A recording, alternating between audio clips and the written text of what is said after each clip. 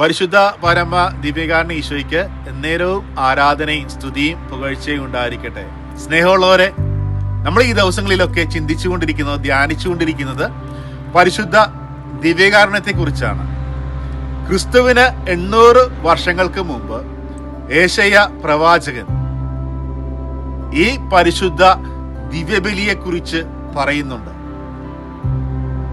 ഏശയ്യാ പ്രവാചകന്റെ പുസ്തകം 25-ാം അധ്യായം 6 മുതൽ 12 വരെയുള്ള വാക്യങ്ങൾ. ഈ വാക്യങ്ങൾക്ക് പ്രവാചകൻ നൽകിയിരിക്കുന്ന ഹെഡിങ് തന്നെ ഇപ്രകാരമാണ്: ക്രിസ്തുവിന്റെ വിരുന്ന്. അതിൽ 25-ാം അധ്യായം 6-ാം വാക്യം പറയുന്നത് ഇപ്രകാരമാണ്: ഈ മലയിൽ നിങ്ങൾക്ക് വേണ്ടി ഞാനൊരു വിരുന്നൊരുക്കും, മജ്ജയും വിവിധതരം വിഭവങ്ങളും മേൽത്തരം വീഞ്ഞുമുള്ള ഒരു വിരുന്ന്. പ്രിയമുള്ളവരെ, സർവ ജനങ്ങൾക്കും വേണ്ടി ക്രിസ്തു നൽകുന്ന വിരുന്നാണ് പരിശുദ്ധ കുർബാന.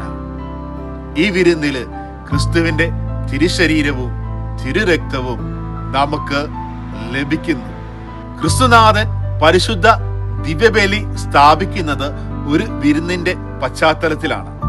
മത്തായിയുടെ സുവിശേഷം 26-ാം അധ്യായത്തില് ക്രിസ്തുനാഥൻ ശിഷ്യന്മാരോടൊപ്പം അന്ത്യത്താഴം കഴിക്കുന്നത് വിശദീകരിക്കുന്നു. ഈ അന്ത്യത്താഴത്തിന്റെ സമയത്ത് അപ്പമെടുത്തിട്ട് ക്രിസ്തു പറയുന്നത് ഇപ്രകാരമാണ്: ഇത് എന്റെ ശരീരമാണ്.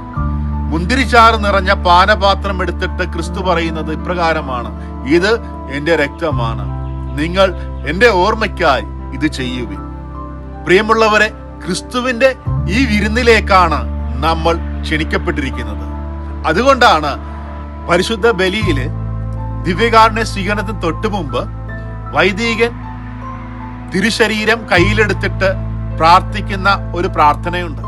ഇതാ ദൈവത്തിന്റെ കുഞ്ഞാട്, ഇതാ ലോകത്തിന്റെ പാപങ്ങൾ നീക്കുന്നവൻ, ദിവ്യ കുഞ്ഞാടിന്റെ വിരുന്നിലേക്ക് ക്ഷണിക്കപ്പെട്ടിരിക്കുന്നവർ ഭാഗ്യവാന്മാർ. കർത്താവിന്റെ വിരുന്നിലേക്ക് ക്ഷണിക്കപ്പെട്ടിരിക്കുന്ന നമ്മൾ ഓരോരുത്തരും ഭാഗ്യമുള്ളവരാണ്. കാരണം ഓരോ ദിവ്യബലിയിലും നമുക്ക് ലഭിക്കുന്നത് കർത്താവിനെ തന്നെയാണ്. കർത്താവിന്റെ ഈ ബലി നമുക്ക് ഒരു അനുഗ്രഹമായിട്ട് മാറണമെങ്കിൽ കർത്താവ് വിശുദ്ധ കാറ്റലീനയ്ക്ക് വെളിപ്പെടുത്തി കൊടുത്ത 4 കാര്യങ്ങളുണ്ട്. അതിൽ ഒന്നാമത്തെ കാര്യം പറയുന്നത് ഇപ്രകാരമാണ്: ദിവ്യബലിക്ക് 5 മിനിറ്റ് മുമ്പ് ദേവാലയത്തിൽ എത്തിച്ചേരുക. പ്രിയമുള്ളവരെ, തിരുസഭയുടെ കൽപ്പനയിൽ പറയുന്ന ഒരു കൽപ്പന ഇതാണ്: ഞായറാഴ്ചകളിലും കടമുള്ള ദിവസങ്ങളിലും മുഴുവൻ കുർബാനയിലും പങ്കുകൊള്ളണം. മുഴുവൻ കുർബാന നമുക്കറിയാം, പിതാവിന്റെയും പുത്രന്റെയും പരിശുദ്ധാത്മാവിന്റെയും നാമത്തിൽ എന്ന് പറഞ്ഞുകൊണ്ട് വൈദികൻ ദിവ്യബലി ആരംഭിക്കുന്നു. അവസാനം ദിവ്യപൂജ സമാപിച്ചു. ക്രിസ്തുവിന്റെ സ്നേഹത്തിലും സമാധാനത്തിലും നമുക്ക് പോകാം എന്ന് പറഞ്ഞുകൊണ്ട് ആശീർവദിച്ച് നമ്മളെ വിടുമ്പോഴാണ് പരിശുദ്ധ ദിവ്യബലി സമാപിക്കുന്നത്. ഈ ദിവ്യബലിയിൽ പൂർണ്ണമായിട്ട് പങ്കുകൊള്ളുമ്പോഴാണ് ആ ദിവ്യബലി നമുക്കൊരു അനുഗ്രഹമായിട്ട് മാറുന്നത്. രണ്ടാമതായിട്ട് വിശുദ്ധയ്ക്ക് കർത്താവ് വെളിപ്പെടുത്തി കൊടുത്ത കാര്യം ഇതാണ്: അനുതാപമുള്ള ഒരു ഹൃദയം ഉണ്ടായിരിക്കുക. അനുതാപമുള്ള ഹൃദയത്തോടുകൂടി പരിശുദ്ധ ബലിയിൽ നമ്മൾ സംബന്ധിക്കുമ്പോൾ നമുക്ക് ലഭിക്കുന്ന അനുഗ്രഹം നമ്മൾ ചെയ്തു പോയിട്ടുള്ള തെറ്റുകളുടെ ശിക്ഷയിൽ നിന്നുള്ള ഇളവാണ്. തെറ്റുകൾ ചെയ്യാതിരിക്കുവാനായിട്ടുള്ള ശക്തിയാണ്. അനുതാപമുള്ള ഹൃദയത്തിലേക്ക് പരിശുദ്ധാത്മാവ് കടന്നു വരുന്നു. പ്രിയമുള്ളവരെ, അതുകൊണ്ട് ഓരോ ദിവ്യബലിയിലും നമ്മൾ സംബന്ധിക്കുമ്പോൾ എന്റെ പിഴ, എന്റെ പിഴ, എന്റെ പിഴ എന്ന് പറഞ്ഞുകൊണ്ട് നെഞ്ചത്ത് കൈയടിച്ചുകൊണ്ട് പ്രാർത്ഥിക്കുമ്പോൾ, പൂർണ്ണമായിട്ടുള്ള പശ്ചാത്താപത്തോടുകൂടി ദിവ്യബലി അർപ്പിക്കുമ്പോൾ ആ ദിവ്യബലി നമുക്ക് ഒരു അനുഗ്രഹമായിട്ട് മാറും. മൂന്നാമതായിട്ട് വിശുദ്ധയ്ക്ക് കർത്താവ് വെളിപ്പെടുത്തി കൊടുത്ത കാര്യം ഇതാണ്: പ്രാർത്ഥന നിറഞ്ഞ ഹൃദയം. എന്നിട്ട് കർത്താവ് ഈ വിശുദ്ധയ്ക്ക് ഒരു ദർശനം നൽകുകയാണ്.